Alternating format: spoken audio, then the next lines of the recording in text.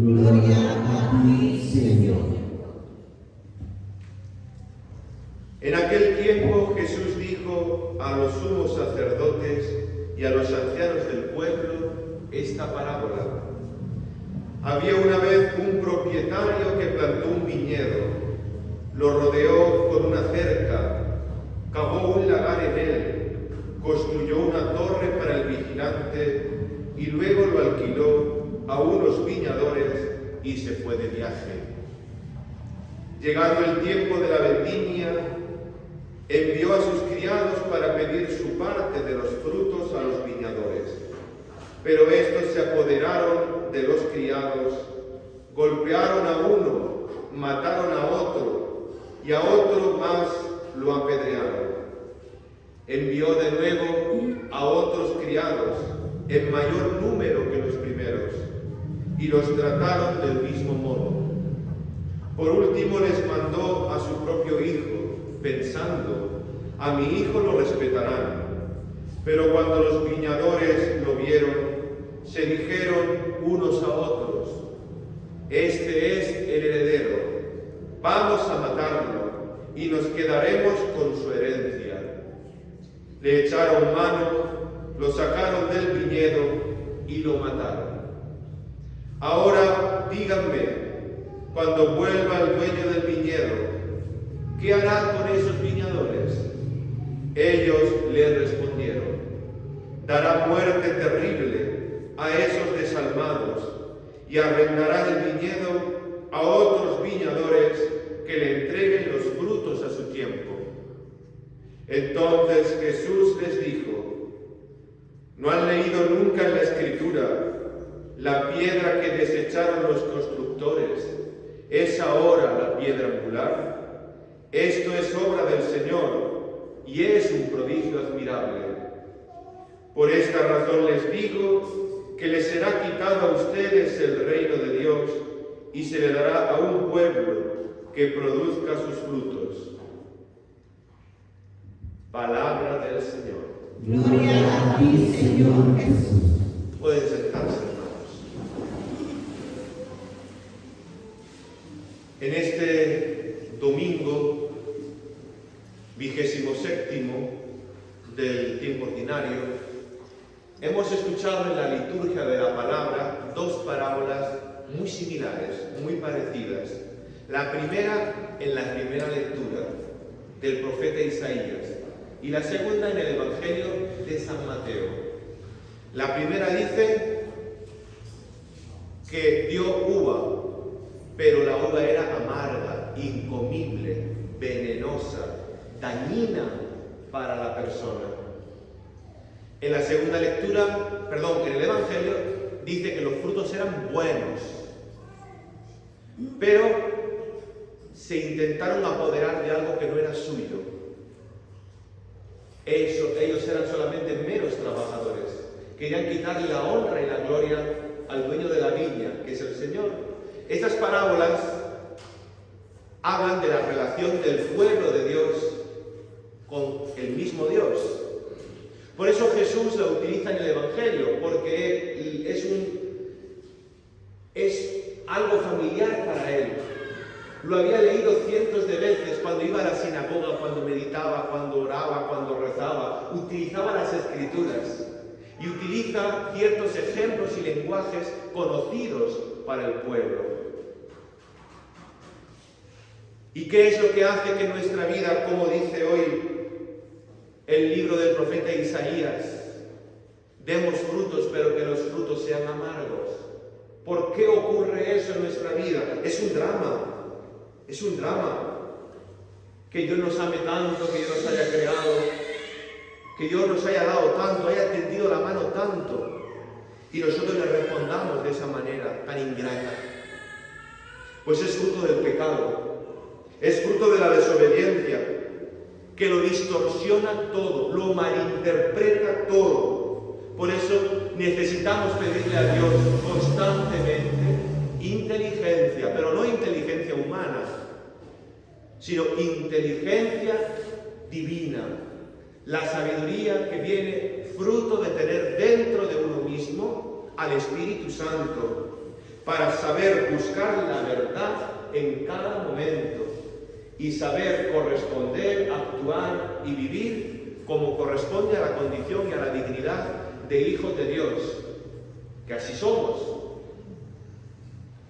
Y es que cuando no nos apegamos a Dios, cuando no estamos cerca de Él, nos apegamos a lo que el mundo nos ofrece, y eso hace que nuestra vida se contamine, que nos mundanicemos.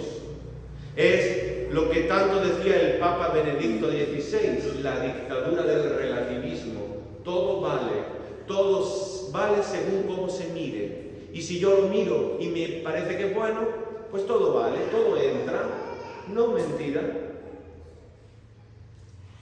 Me acuerdo que la primera homilía como Papa del Papa Benedicto XVI en la plaza de San Pedro del Vaticano hacía referencia al Evangelio de hoy y pedía a la muchedumbre que estaba en la misa: pidan para que pueda ser un fiel, humilde y servidor trabajador de la viña del Señor, que sepa reconocer que todo lo que tengo es gracias a Él, que me lo ha concedido.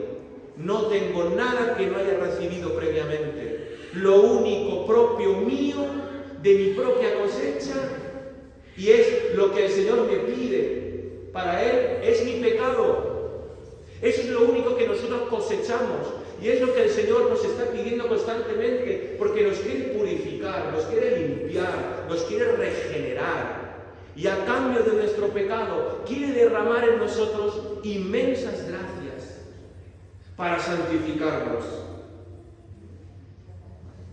Pues vamos a pedírselo al Señor constantemente. Fíjense que el Evangelio de hoy, en pequeñas líneas, narra la historia de la salvación del pueblo hebreo con Dios. El pueblo hebreo es una lucha constante por cumplir la voluntad de Dios. Era un pueblo de dura cerviz, de corazón duro, orgulloso, prepotente, soberbio. Así era el pueblo de Dios. Y por eso tienen que sufrir en sus propias carnes las consecuencias de su desobediencia. Y tienen que vivir en la esclavitud de Egipto, tienen que vivir en el exilio en Babilonia, tienen que sufrir diferentes sufrimientos y pruebas, pero todos con vistas a una purificación, con vistas a un nuevo encuentro que Dios va a tener con ellos, para ofrecerles su amor, su misericordia, una nueva oportunidad de ponerse en pie, de recomenzar de nuevo. Por eso, el Señor fue enviando profeta tras profeta. ¿Y qué hacía el pueblo de Israel? Lo liquidaba, se lo quitaba de en medio. Es como la parábola de hoy, que el dueño de la viña iba enviando a trabajadores suyos a recoger su ganancia, y los que tenían trabajando allí los iban eliminando. Se querían quedar con todo. Se habían apropiado de lo que no era suyo. Por eso les decía a ustedes, piensen lo que tienen, no es suyo, es de Dios. Y un día Dios dirá: ¿qué has hecho con lo que te he dado? Con las herramientas, con los dones. ¿Qué me devuelves a mí? ¿Qué trabajo has hecho? ¿Qué fruto has dado? No pienses egoístamente. No vayas solamente mirando tu propio ombligo, tu propio interés. Y así fueron matando los hebreos uno a uno a todos los profetas. ¿Y qué pensó Dios al final? Enviaré a mi propio hijo. A él sí lo respetarán. Aquí Jesús está hablando de sí mismo, anticipadamente, antes que lo crucifiquen en la cruz. Está como diciendo: ustedes no se enteran de la película. Se los hemos explicado por activa, por pasiva. Se los hemos explicado hasta con marionetas y no han comprendido. Pero ni aunque venga el Hijo de Dios acá y se les presente en carne y hueso, que soy yo, y que no me aceptan, tampoco comprenderán. porque quieren vivir de espaldas a la realidad. Y así le va a ir al pueblo hebreo. Cuando le damos la espalda a Dios, nos va desastroso. Pero es que esto no solamente es la historia del pueblo hebreo con Dios, es nuestra propia historia personal de cada día. Porque Dios constantemente se acerca a nosotros.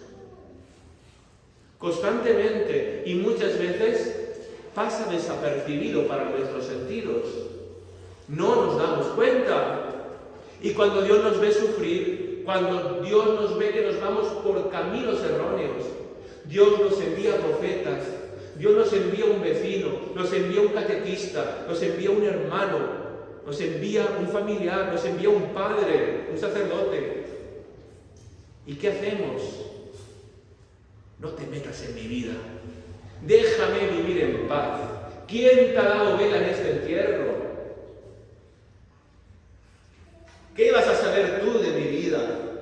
Si tú eres peor que yo, y juzgamos, criticamos, y cada vez la herida, la ponzoña se va haciendo más grande en nuestra vida, nos vamos haciendo más ciegos.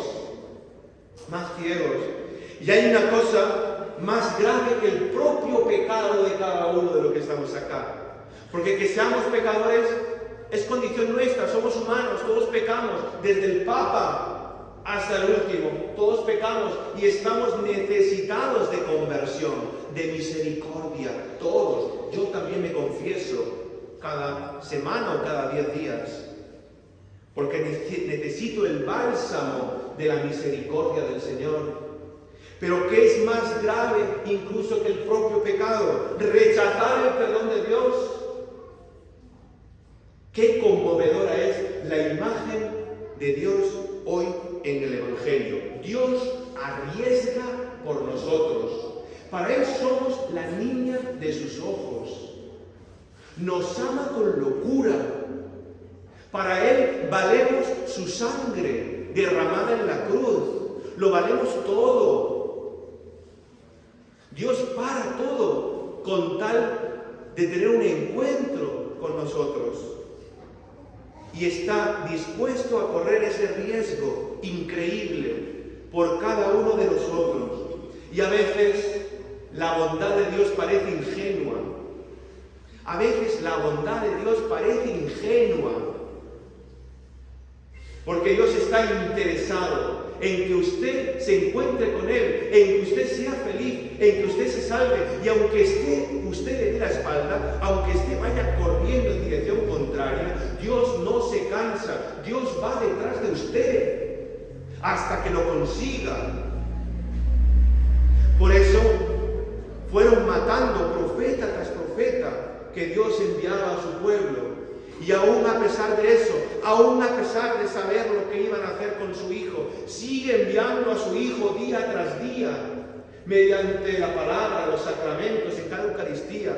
Dios sigue viniendo a nuestro lado, a pesar de que a veces no lo tratamos con la delicadeza, la piedad, el amor que necesitamos o que deberíamos. Dios sigue viniendo a nuestro encuentro para decir que nos ama. Alguno podía pensar, este dueño de la niña, después de que le mataran a todos sus amigos que iba enviando a recoger lo que le correspondería, se había armado de orgullo, de rencor, y se hubiera agarrado una metralleta y hubiera acabado con todos. Ahí, fin, se ha acabado la historia. Mi paciencia tiene un límite. No, Dios no es así. Mira que se la hacemos una y otra y otra y otra y otra y otra. Y Dios nos sigue amando con los mismos ojos de amor. Teniendo esperanza en que un día usted y yo nos demos cuenta de que estamos en el error y que nos echemos a sus brazos y nos dejemos chinear por Él. Como un niño pequeño en brazos de una madre. Es hermoso esa imagen. Y termina hoy el Evangelio diciendo algo crucial. La piedra desechada por los arquitectos se ha convertido en piedra angular. ¿Hay aquí algún arquitecto que levante la mano? ¿O algún ingeniero? No hay. Bueno, miren, cuando uno va a construcciones muy antiguas, estoy hablando de Europa, de donde soy yo, se encuentran grandes templos, basílicas, por ejemplo, la Basílica de San Pedro de Roma, en el Vaticano. Y cuando uno va allá, es majestuoso, como varias canchas de fútbol dentro de esa iglesia, claro, donde el Papa celebra las misas, el Papa Francisco. Y allá arriba hay una cúpula maravillosa, de casi 100 metros de diámetro. Y pesa toneladas. Y más de una vez yo me he preguntado, ¿cómo no se caerá eso? ¿Cómo habrán hecho, cómo habrán pensado, cómo habrán diseñado para que después de tantos cientos de años eso no se caiga al suelo? Y me acuerdo que se lo pregunté a una persona que trabajaba allá y me dice, si usted agarra unos anteojos y ve una piedrecita chiquitita, inadvertida que está allí, es la base de todo. Es la que está haciendo el equilibrio, la fuerza, la que lo sostiene todo. Esa piedrecita está una centésima de milésima, chiquitita, nada, menos de un pelito, para un lado o para el otro. Todo se cae abajo. Está en su justa medida. Y todo mantiene un equilibrio. Ese es Jesús en nuestra vida. ¿Sobre quién construye usted? ¿Cuál es su cimiento? ¿Cuál es su piedra? ¿Qué lugar ocupa Dios en su vida? Porque a lo mejor puede decir usted, yo tengo como piedra de mi vida a Jesús, pero a lo mejor no lo tiene en el lugar correcto, que es como tiene que sostenerse todo.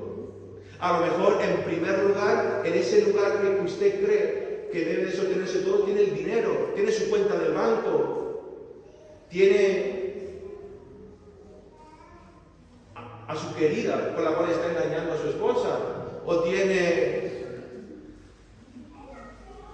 el alcohol, o tiene su vicio, o tiene cualquier cosa, y que eso va a hacer que su vida se derrumbe por completo, porque no le das a Dios la honra que le corresponde. Se la estás robando.